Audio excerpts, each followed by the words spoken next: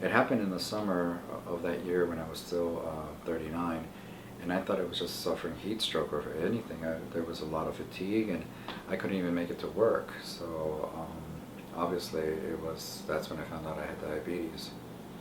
My diabetes at the time was out of control, and it was in the danger zone. I mean, I was at 500 and above, which is really detrimental for a diabetic.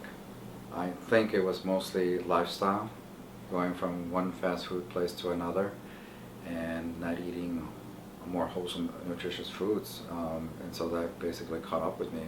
I saw the spikes and the, the low blood sugar, and I know the danger. I went through a course with him. You know, I started talking to him about what I thought he needed to do. We have access to so many things. There's so many fast food places. They're in every corner. And I started by hitting this one fast food place down the street. I said, "You see that with a red roof? Picture skull and crossbones." Well, improving our eating habits will help a person prevent the onset of a chronic illness like diabetes.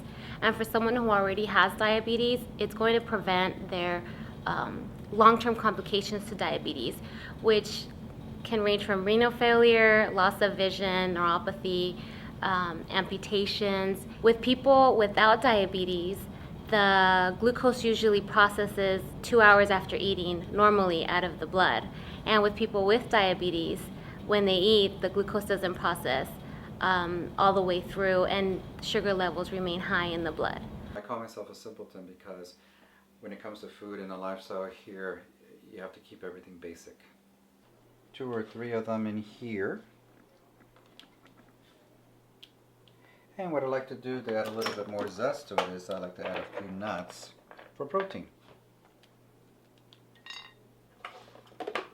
And to be ever so diligent with it, just enough seasoning, dressing that is.